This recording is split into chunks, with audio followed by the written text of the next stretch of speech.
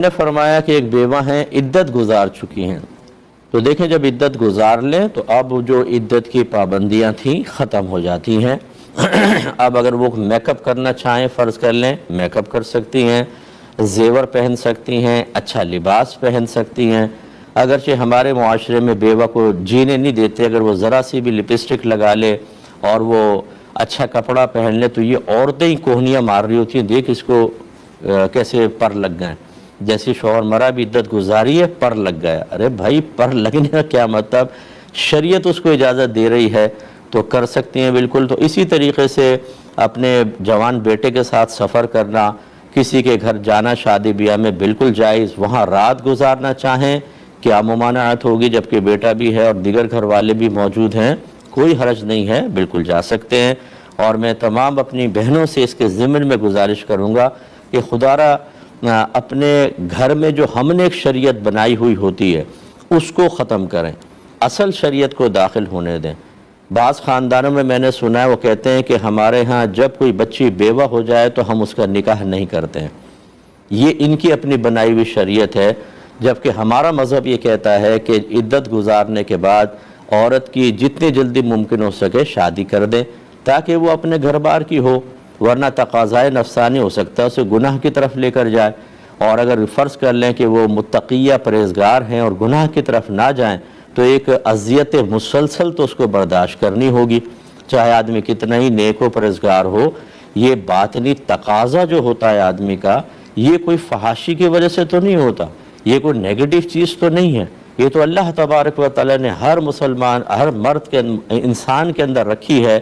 تاکہ اس کا میلان جن سے مخالف کی طرف ہو اور پھر وہ نکاح کے ذریعے اس تقاضائے نفسانی کو پورا کرے، اور یہی پھر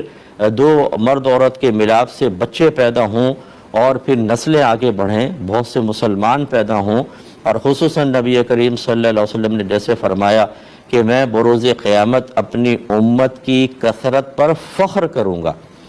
تو اس لیے پھر توالد و تناسل ہو۔ اگر یہ تقاضائے نفسانی نہ ہوتا تو نہ مرد عورت کی طرف مائل ہوتا، نہ عورت مرد کی طرف مائل ہوتی، اور ایک وقت آتا کہ نسلیں ختم ہو جاتی، مرتے جاتے لوگ، نئے بچے پیدا نہیں ہوتے، اکثر ایسی ہوتا اور سب ختم ہو جاتے۔ تو لہٰذا میری بہنوں سے گزارش ہے خدا را اس طرح کے قوانین نہ بنائیں اپنے گھروں کے اندر، اور نہ کسی کے اوپر اس طرح ٹونٹنگ کریں۔ پہلے یہ دیکھیں کہ شریعت اس کے بارے میں کیا کہتی ہے، اپنی سوچ، اپنی فکر، رسوم و رواج اور آپ کا طنز کرنا یا آپ کا کسی کو سراہنا، کسی طنز سے رک جانا، سب کا سب شریعت کے تابع ہونا چاہیے۔ اللہ تعالیٰ سمجھ کی توفیق عطا فرمائے۔ یہ بہن نے کویسچن کیا تھا کہ جب عورت سر کا مسح کرتی ہے، اس کے بعد کانوں کے مسح کی باری آتی ہے، تو کیا وہ ایئر رنگز جو ہیں، بندے وغیرہ اتارنے ہوں گے پھر وہ مسح کریں، یا بغیر اس کے بھی کر سکتی ہیں؟ یہ کہتی ہیں کہ میں ہر وضو میں اتارتی ہوں تو مجھے بڑی پریشانی ہوتی ہے۔ تو پہلی بات تو بہن آپ کی میں سوال کا جواب دے دیتا ہوں کہ ایئر رنگ اتارنے کی کوئی حاجت نہیں ہے، بس آپ جتنا حصہ ہے اس کے اوپر آپ پھیر لیں، اپنا ہاتھ مسح ہو جائے گا، کوئی اس میں کمی نہیں آئے گی، مسئلہ نہیں ہے۔ دوسری بات یہ کہ آپ کو پریشانی کیوں ہے، یہ اس لیے ہے کہ آپ نے دین سیکھا نہیں ہے، آپ نے خالی دیکھ دیکھ کے وضو کرنا سیکھ لیا، یا اگر کسی سے سیکھا بھی ہے تو ان لوگوں سے سیکھا ہے کہ جن کو خود وضو کرنا نہیں آتا۔ جیسے ہماری مساجد کے اندر ہمارے بچے جاتے ہیں، وہ بیٹھتے ہیں وضو خانے پہ، دیکھتے ہیں کہ یوں وضو کر رہا ہے، ایک یہ مار رہا ہے، ایک یہ ہاتھ چلا رہا ہے، ایک مسح کر رہا ہے، تو نلکے کی بڑی بھاری مقدار اس نے تیز دھار کھولی ہوئی ہے، بچے ان کو دیکھ دیکھ کے سیکھ لیتے ہیں۔ یہ پتہ ہی نہیں بچوں کو کہ ان میں سنت کے مطابق کون کر رہا ہے، خلاف شرع کون کر رہا ہے۔ داڑھی ہے سر پہ،